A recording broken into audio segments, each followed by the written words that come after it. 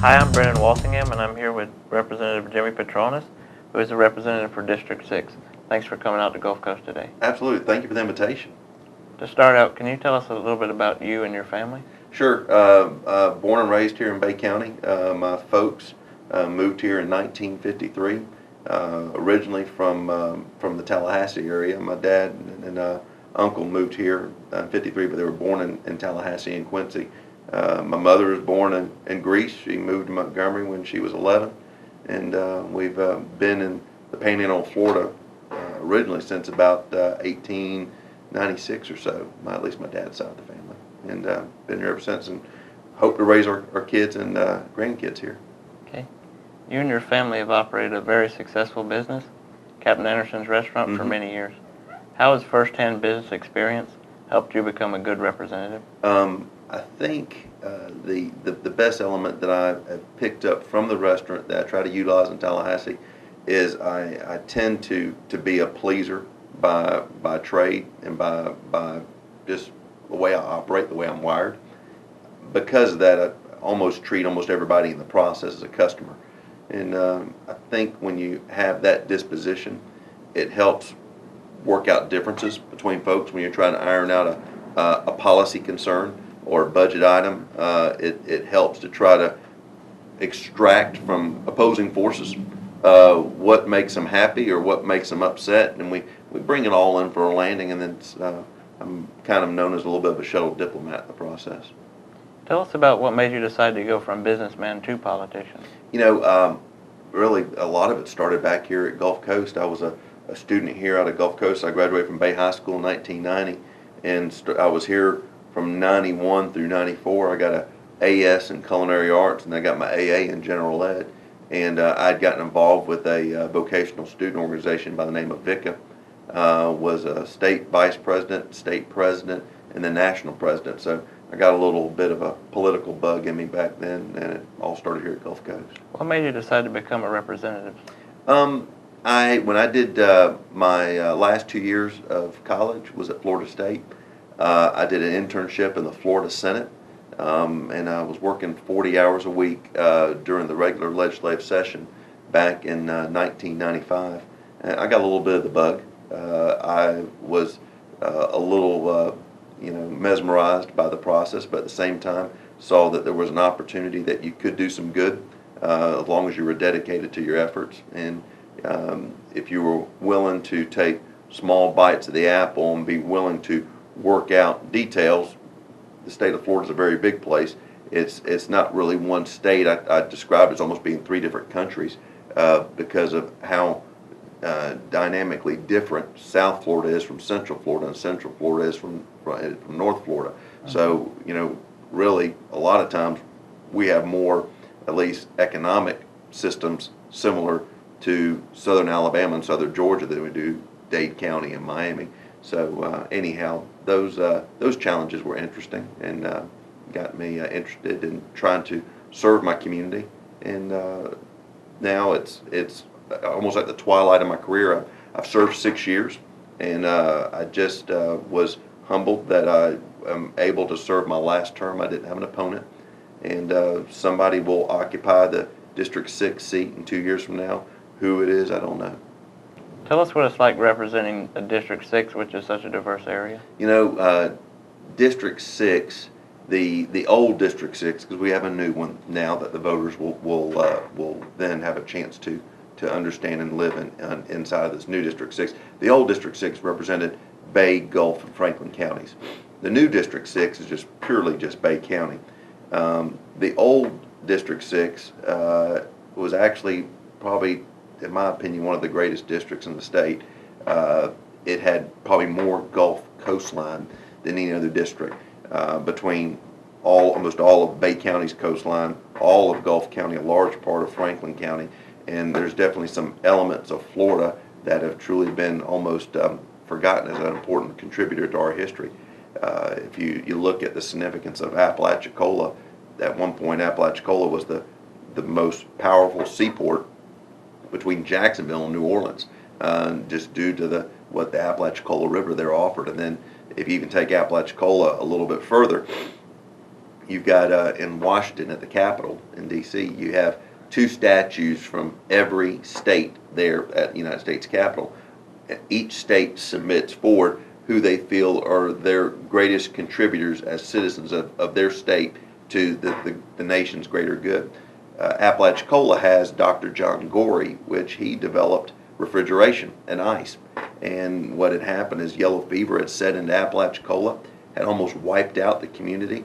It's characterized with really, really high fever and high body temperature. So Dr. Gorey had come up with refrigerated rooms in order to try to combat a cold room environment to combat the fever. And little did we know that we would live in every room possible that we could as long as that air conditioning. And there's just a lot of really neat history in this part of Florida, and it's kind of sad to me I won't have the ability to represent those areas, but I still have a lot of admiration and love, and will still do whatever I can to help them when they need help. Sounds like one of the most interesting areas to represent. It really is, really is. Can you tell us the issues you'd like to address in the next House session? Last year we were successful. It took 2 terms in order to pass a streamlined and common sense approach to permitting in the state. We were very successful last year. It passed out unanimously out of both the House and Senate, and wide bipartisan support both from the environmental community and the business community. And I really took a tremendous interest in that. I think what I'll try to be focused on, at least my last 2 years.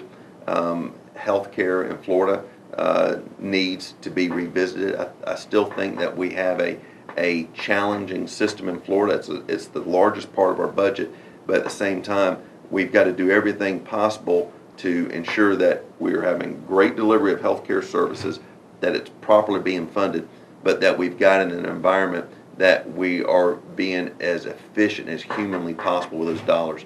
The state budget has been in a challenge over the last few years, with the economy being as challenged as it is. So we've got to be able to work in an environment that's harder and smarter. So now I'll probably focus on some healthcare issues. I wouldn't be surprised if I don't still try to dabble in a little bit of child welfare issues. I think when it comes to children and those that are disabled that really don't have a seat at the table, they don't have an advocacy, they don't have a lobbyist representing them, I think it's part of our obligation to make sure that we're doing what we can to ensure our most precious investment, our children, have as much of an advantage in life as I did. Has healthcare being an issue on the national scale helped bring attention to it in the locals? I think so. What has happened is healthcare now, whether it be in Bay County, the state of Florida, or regionally or nationally, you've got a little bit of a mentality where there's not a whole lot of skin in the game for some folks. And this is just me personally speaking. I think that when you've got an insurance card that maybe your business is providing you insurance, you really don't have as much of a real appreciation of what it costs. I've got a health insurance card, and I know when I go see my doctor, I want him to prescribe the greatest technology, provide the greatest battery of tests, because if I've got an ailment, I want it to be fixed and repaired. I think that's fine, and I'm not condoning the fact that we need to have rationing to healthcare, but I think it's important that in order to get constituents involved in healthcare, they need to have some skin in the game. And if it means that individuals that have a healthcare plan are given an incentive to take better care of themselves, or an incentive to see a doctor on a regular basis, well then, you know what, I think they should be rewarded or given some type of understanding and appreciation to help try to change the direction of how we treat healthcare, and hopefully bring the cost, as opposed to a 20% increase per year, maybe we can get it down to a single-digit increase per year. One of the biggest issues college students are facing with this tough economy is how to pay for college. Sure. How do you think you can balance fiscal responsibility with affordable college education? We've empowered the community colleges and state universities to be able to tinker with their tuitions. Now, when they mess with their tuitions, that doesn't necessarily mean it's going to make it any cheaper for a student coming into Gulf Coast State College, or for any of our higher ed institutions for the most part. So we are trying to, from a top-down approach, and sometimes it's a little heavy-handed, the legislature, we try to force those institutions to figure out how they can reevaluate their budget. I think every legislator wants their own backyard community college, their own backyard university to be as successful and as robust, as attractive and inviting, as exciting as possible.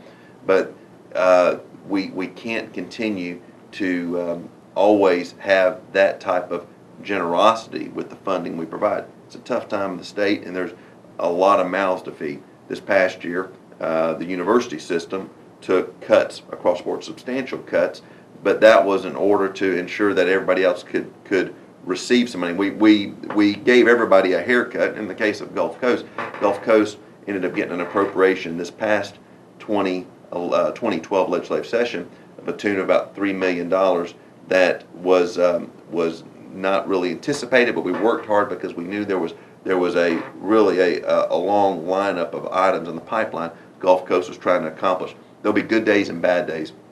And this week, Gulf Coast is rolling out their budget. The trustees are reviewing it, and as the business managers of this university and this college are trying to balance that delicate balance with, we've got to make sure we're affordable so people can still continue to come in, but at the same time we've got a standard of service we've got to provide.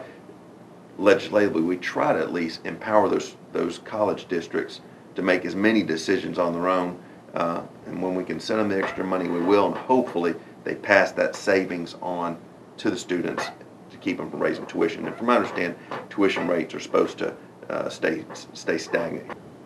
What are some of the obstacles you face working with such a distinct group of representatives from around the state to solve Florida's problems? The beauty of the legislature that I get to serve in it is exactly what you said. It's so diverse. The members that I serve with, some are school teachers, dentists, engineers, road builders, home builders, you name it. Everything from soup to nuts make up the process. I think that is a great way to make policy, because it is a true cross section of what our state's economy is built up of. A lot of folks that have real jobs at home. I have a real job. If I'm in Bay County, I'm at the restaurant working, and I try to stay away from politics when I'm at the restaurant. It's not easy, but I think it's important that we come home, we listen to our constituents, we take their concerns, and help craft the policies to run this state. So a pretty neat group of folks I get to serve with. Let's go from local to national politics. Okay. This year's election is coming up very soon. Mm-hmm. Can you give us your views on it? I think it is probably going to be one of the tightest presidential election cycles we've seen in a long time. With the president's agenda, a challenging time has come before us, where it's the first time a universal health care mandate system has been forced upon the citizens of the United States. I think that is definitely a lightning rod that is making folks question whether or not we can afford a system like this. So as the Supreme Court goes through deliberations over the next couple of weeks, hopefully they'll give pause, allow maybe the policy to say, you know what, it's unconstitutional, go back to the drawing board, and let them come back with some series of suggestions. There are elements of the president's health care policy that were good, reasonable policy that I think need to be considered. And at the same time, I feel like the economy is in such thin ice. It's so fragile right now that we don't need to overburden it as we look at what's happening in Europe right now. When Europe is in the condition that it's in, it definitely affects the U.S. economy. So that gives an opportunity for folks that bring a business approach or a more of a global economic approach, like a Mitt Romney to the table, gives them incentive to want to show a real compare and contrast of what the president's policies have done and what the challenger's policies could ultimately do. Again, ultimately, whoever is in the executive branch has got to work with the Congress, and it's not just a slam dunk. If the new president comes in, Congress is just not going to rubber stamp whatever that president's wishes are. So I think as we see this election cycle unfold, it'll by far be the most expensive election in the history of the United States. It is projected that the president will probably raise in excess of $1 billion I think that the amount of money that goes into elections in the current day, I think it's pretty obscene. I think that as we are trying to reach the voters, we are going to whatever bounds it takes to have that market penetration. And I'm sure we're going to get to some point with this election that you're going to wish the television was turned off, because it will be that much in your face. You won't be able to turn on your computer without getting lots of emails. You won't be able to go to Facebook without seeing all your posts from your friends. You won't be able to go to Twitter without seeing it loaded full of presidential cycle, because there'll be so much driven towards social media, and it'll be the most social media driven election in the history of the world. When you're in Florida, how hard is it to get away from partisan politics and solve the real issues? The irony of it is even though I'm a Republican, there are Democrats that serve in the Florida legislature. I would say about 90% of the legislation that we vote on is unanimous. And here's an example. I'll present my environmental dereg bill. Last year, when I ran it, there was probably about 25 Democrats that voted against the bill. I presented the exact same bill this year. And as I worked it through the committee process, I worked it with members of the legislature, I worked it with the various stakeholders, the same bill that didn't have full support last year, this year passed unanimous support. It's all about educating the members and letting them know what the bill actually accomplishes. And I think that as much as we can look at partisan issues that are definitely lightning rod issues, whether you look at some of the social issues that sometimes make it onto our legislative agenda, those will drive the divide. They're polarizing, they're sensational, they're juicy, they have game, and that's what the newspapers and the television sometimes like to report on, because they want to report the battles and the fights. They don't really want to report the kumbaya sessions. Why do you think it's important for young people to involve themselves in politics, but not only national politics, but also local politics? I think it's incredibly important that especially students engage the political process. But unfortunately, it's not going to happen. As there's a story that he's passed away, and my political science professor at Florida State taught me, but in the city of Ann Arbor, Michigan, you have University of Michigan, biggest university in the state of Michigan.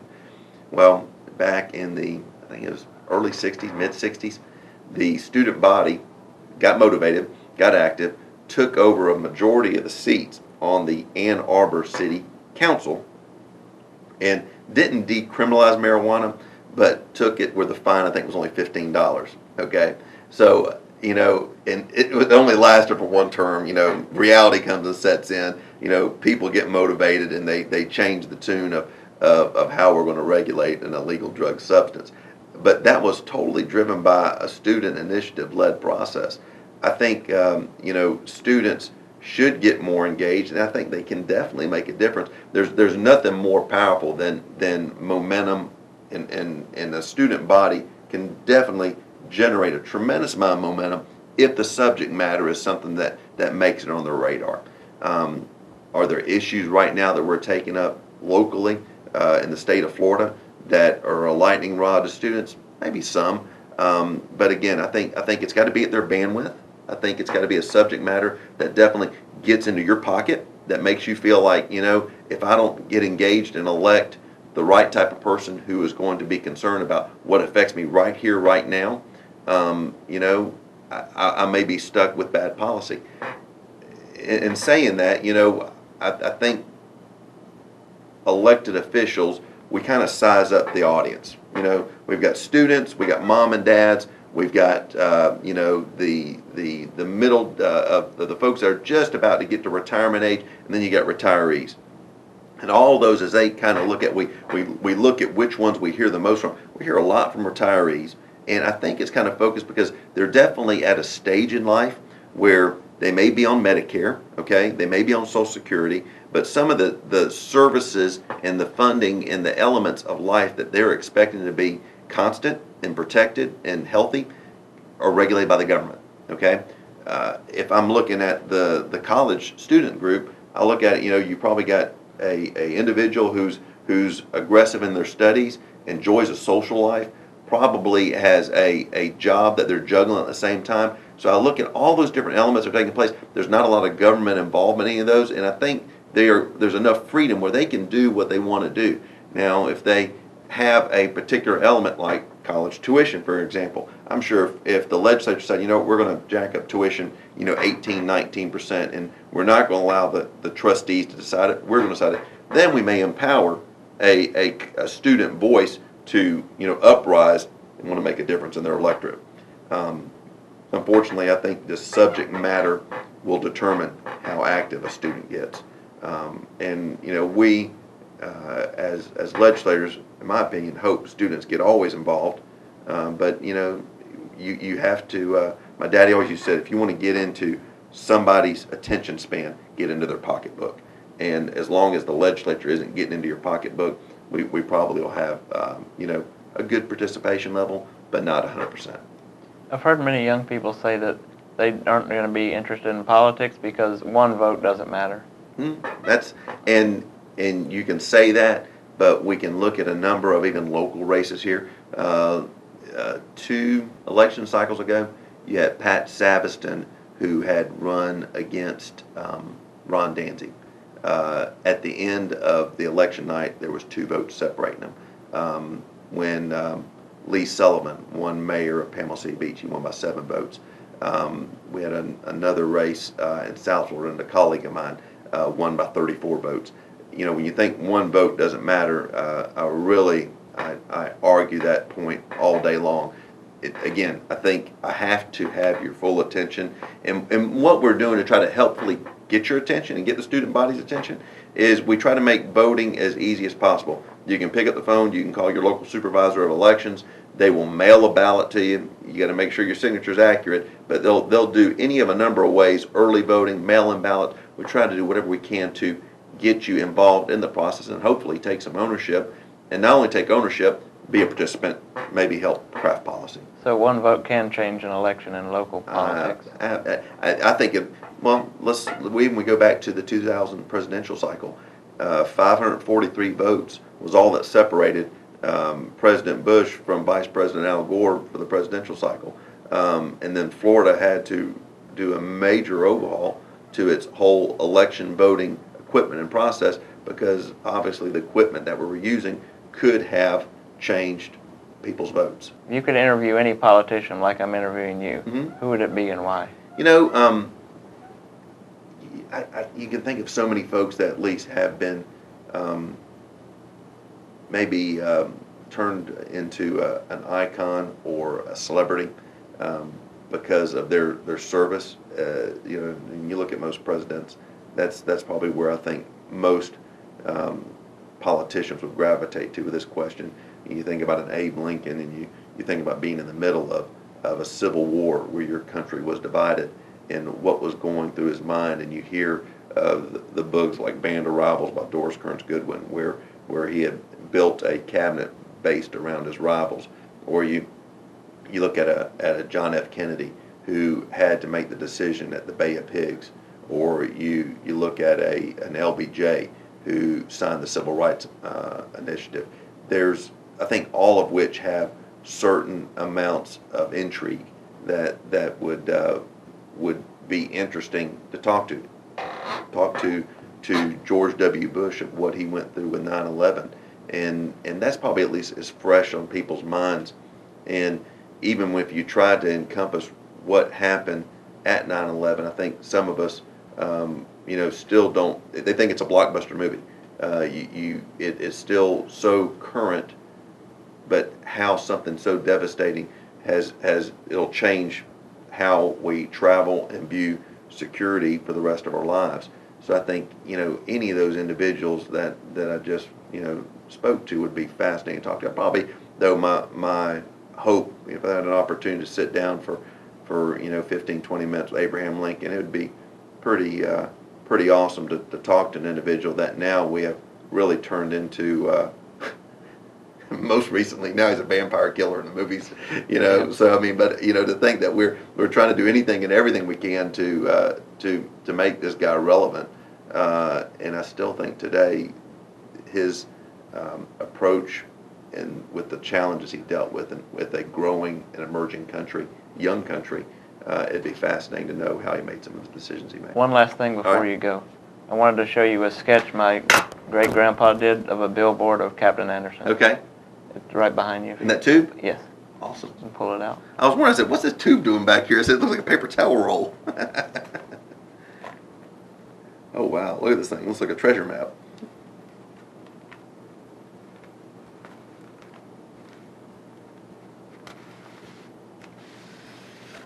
How cool is this?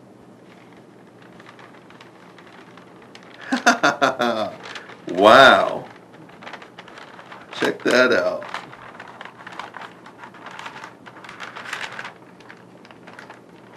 Isn't that neat? Yep. That's when the Andersons, yeah, they were originally down on Harrison Avenue. So this is probably from the late 40s, maybe 1951, 52 at least, because I think the Andersons went out to Captain Anderson's Marina. I believe it was 58. Look at the ship-to-shore radio, ultrasonic fish founders, free parking space. You know, it's just everything that they could do to drag folks out to come out and go fishing. Daily trips from your own private dock year-round, 300 feet west of Harrison Avenue City Pier. Sailing time, 6:30 a.m. You know, and it's so funny how things have kind of changed. You know, when we look at what billboards have now, I mean, they're promoting so many different ideas that we want to, you know, we've got maybe a budget to pay for one billboard, and you know, make sure we put every message we can on it. And you know, this is kind of exciting. You kind of get a snapshot of you know, marketing and promotion of this time and era. How cool is that? Thank you for coming out to Gulf Coast today, Mr. Absolutely. Patronis. Oh, absolutely. Thank you for the invitation. It's kind of nice to come and stomp around on the old grounds again. Gulf Coast was, I was a horrible high school student. Everything changed for me once I came to Gulf Coast. So, you know, the opportunities that you've got here to develop and better yourself, their only limits are what you're willing to limit yourself. Great opportunities are made here. Okay, I'm Brennan Walsingham with Representative Jimmy Patronis.